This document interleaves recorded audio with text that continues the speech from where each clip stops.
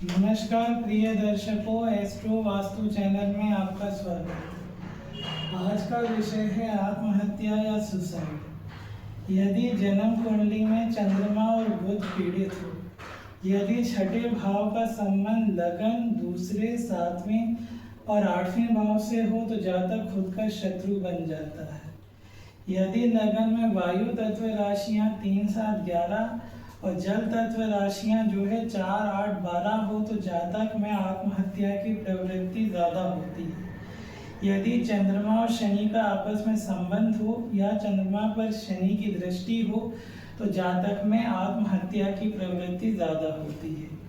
अब उदाहरण के लिए बोर्ड पर एक कुंडली दिखाई गई है जो 3 नंबर से चालू। इसमें जो लग्नेश बुध है वो सप्तम भाव में बैठा है, छठे भाव के स्वामी मंगल के साथ। अतः जो लगन का स्वामी है और छठे भाव के स्वामी का आपस में संबंध है, अतः लग्नेश पीड़ित है। इसके अतिरिक्त हम देखेंगे कि तीसरे भाव का स्वामी सूर्य, 12वें भाव का स्वामी शुक्र और छठे भाव का स्वामी मंगल जो है वो सप्तम भाव में बैठा है और उसकी दृष्टि लगन पर है, मंगल, शुक्र और सूर्य की।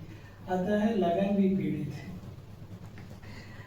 इसके बाद हम देखेंगे कि पंचम भाव में चंद्रमा जो है 7 नंबर राशि में है, उस पर जो है शनि की दृष्टि है, अतः चंद्रमा पीड़ित है। इसके अतिरिक्त चंद्रमा का जो राशि स्वामी है शुक्र, वो सप्तम भाव में मंगल और सूर्य जैसे क्रूर ग्रहों के साथ है, तो अतः चंद्रमा का राशि स्वामी भी पीड़ित है।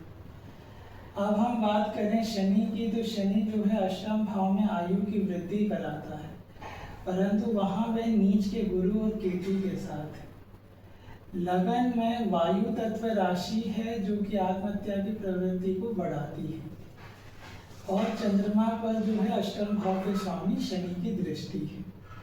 अब हम D9 चार्ट की बात करें तो D9 चार्ट में हम देखेंगे कि जो छठे भाव का स्वामी चंद्रमा है वो जो है लगन में बैठा है शनि और राहु के साथ। अतः छठे भाव का जो है लग्नेश के साथ संबंध है, अतः जो है चंद्रमा पीड़ित है, लग्नेश पीड़ित है और लगन पीड़ित है। लगन पर जो है केतु और मंगल की दृष्टि भी है, अतः जो है लगन पीड़ित है। इसके अतिरिक्त हम देखेंगे कि आपका जो बुध है, बुध जो है आपका अष्टम भाव का और पंचम भाव का स्वामी होकर 11वें भाव में है, गुरु की राशि में, और उस पर जो है 11वें और दूसरे भाव के स्वामी गुरु की दृष्टि है और जो है केतु की भी दृष्टि है, अतः बुध भी पीड़ित है। इसके बाद यदि हम देखते हैं, अतः जो है बुध भी पीड़ित है, अतः जातक को जो है आत्महत्या की प्रवृत्ति की समस्या हुई। अगर हम बात करें D3 चार्ट की, तो D3 चार्ट में हम देखेंगे कि आपका जो चंद्रमा है वो पंचम भाव में है शनि की राशि, उसके एक तरफ शनि है और दूसरी तरफ राहु है, अतः चंद्रमा जो है पाप कर्तरी में है, अतः चंद्रमा जो है पीड़ित है।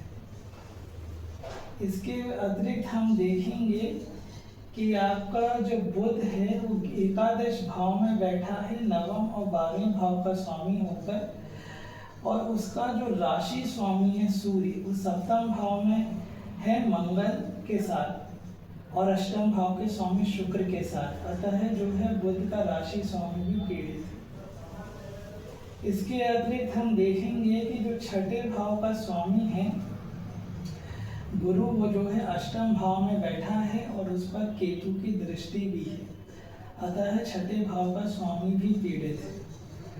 इसके अतिरिक्त हम देखेंगे कि लगन पर सूर्य और मंगल की दृष्टि है, अतः लगन भी पीड़ित है। और लग्नेश की बात करें तो लग्नेश शुक्र जो है सप्तम भाव में बैठा है सूर्य और मंगल के साथ, अतः लग्नेश भी पीड़ित है, अतः जातक को आत्महत्या या सुसाइड की समस्या हुई। अगर हम D12 चार्ट की अगर हम बात करें तो D12 चार्ट में हम देखेंगे कि आपका जो शनि है वो चंद्रमा के साथ जो है पंचम भाव में है, शनि और चंद्रमा की आपस में संबंध है, इसलिए चंद्रमा जो है पीड़ित है और उस पर जो है केतु की दृष्टि भी है। इसके अतिरिक्त हम बात करेंगे कि आपका छठे भाव का जो स्वामी है मंगल, वो सप्तम भाव में बैठा है और है ना उसकी लगन पर दृष्टि भी है, अतः लगन भी पीड़ित है और आपका जो लग्नेश है वो भी पीड़ित है। अतः जो है इसके अतिरिक्त हम देखेंगे कि आपका जो 12वें भाव का में जो है बुध बैठा है 7 नंबर राशि में, और 12वें भाव में जो है बुध जो है 7 नंबर राशि में बैठा है। अतः जो है जातक को आत्महत्या या सुसाइड की समस्या हो। आपको हमारा कार्यक्रम कैसा लगा, इस पर अपनी राय जरूर दें। यदि कार्यक्रम अच्छा लगे तो लाइक, शेयर और सब्सक्राइब करें। धन्यवाद।